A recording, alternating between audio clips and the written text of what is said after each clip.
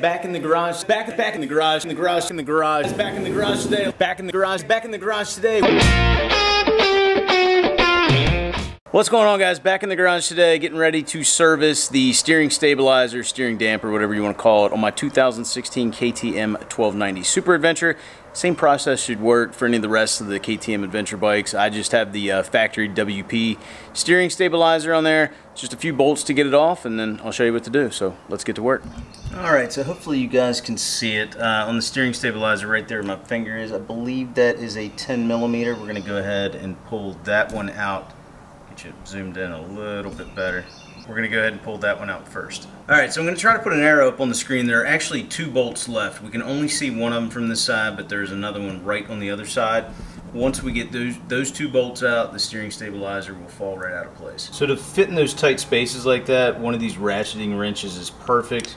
Got the first bolt out of there. We're going to get the second one out, and then we'll be done, and it should be off the bike. Alright, so we got the stabilizer off the bike. You can see where the two bolts went through. The one on this side was a little bit tougher to get out. I don't know if they used some more Loctite or what. Let's take us over to the workbench and start tearing it down. Alright, so with it over here on the workbench,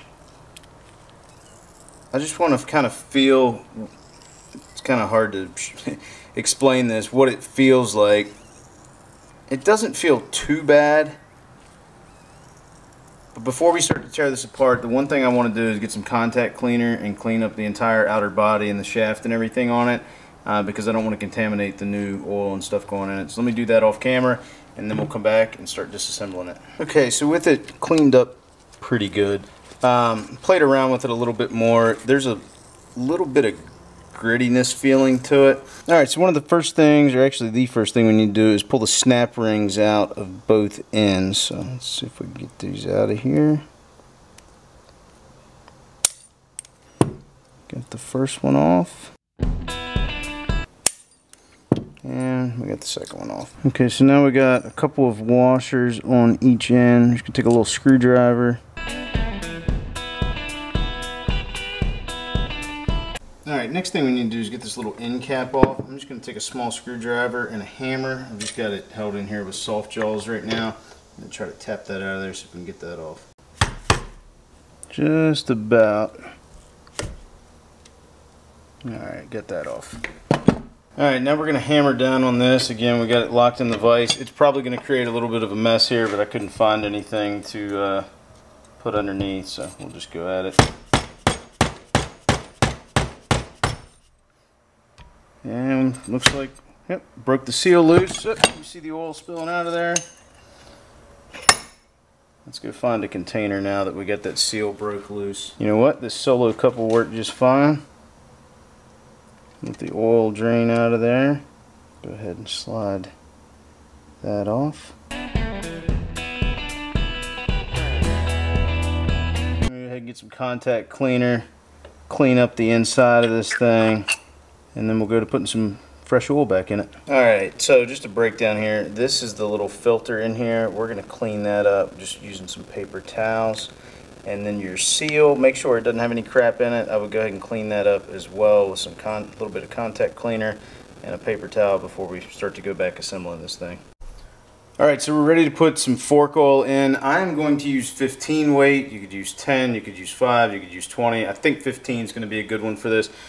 I would use my syringe to pour it in there because it would be less messy, but the rubber seal has gone out on it, so we're just going to hand pour a little bit in at a time. And obviously we want to work the piston to make sure, you know, we get as many air bubbles worked out as possible.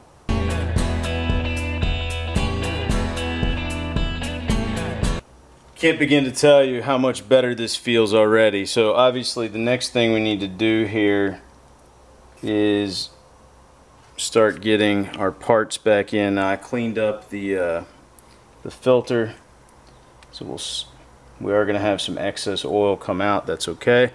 And then make sure on your seal on this end, the open part right here is facing down. Also on that filter, I didn't show you, but there's a little bit fatter edge to it. That part is facing up, so it's going into the open part of the seal. Like I said, we will have some excess oil come out. That's okay.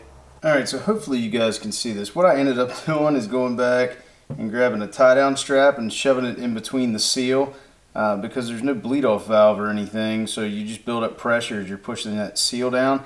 That allowed the air and the excess oil through to get it seated down into place. Now we can throw the washer and the snap ring back on. Alright, we got the washer and snap ring back in. That excess oil is just from where I had the, well, it was excess anyway. It was where I had the tie down strap in and let it bleed out of there. So we're going to wipe all this up and then we're going to test this thing out, see how it feels. So again, it may not come off that great on camera, but this thing feels so much smoother and there's a little bit more resistance to it than there was with the factory oil in.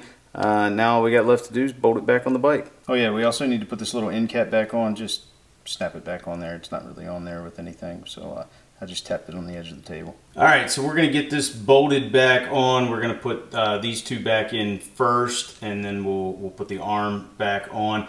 I'm sure there are torque specs for this. I have no idea what they are. I could look them up, but I can't fit a torque wrench in to get to these anyway. So we're just going to tighten them down. I'm going to use a little bit of blue Loctite to make sure they don't go anywhere.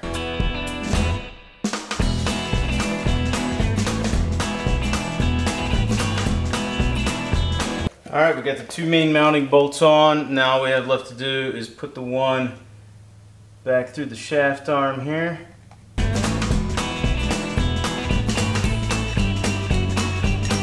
Done. Alright guys, so that's it. That's how you rebuild the stock steering stabilizer on a KTM Adventure bike. Is it going to make a huge difference? I don't know. I'm going to test it out here in a few days, see if it's going to be much better. I doubt it's going to make a huge difference, but it should make a little bit of an improvement. The oil that came out of there was dirty and, you know, just broken down as could be. So it's got fresh oil in there. It's a little bit heavier weight. Just sitting here on the center stand, rocking the wheel back and forth, I noticed a little bit of a difference, but like I said, we'll see if it makes a difference while I'm riding. I wasn't super smooth on it tonight because it's the first time I've ever rebuilt this thing. I think next time it'll be a bit easier. Remember the little trick with the zip tie, or you could use a pick, whatever, just put something in there, but the zip tie will keep you from hopefully scratching up the shaft of the stabilizer. The other thing is when you go to put this thing back on, the two main bolts, go ahead and put both of them through the little bracket piece before you try to put it up on there, because that thing only pivots a little bit and it makes it difficult if you start one and then try to get the other one in. So those are a couple tips I can offer. So anyway, I hope you guys enjoyed today's video. If you did, please give it a big thumbs up. If you're not a subscriber, consider hitting that subscribe button, because if you like motorcycles, well, this is the place to be. If you have any questions about rebuilding the stabilizer, maybe you're watching this a few weeks from now, I've had a chance to test it out, you want to know how it works, let me know those down in the comment section below. And as always, I'll talk to you again soon.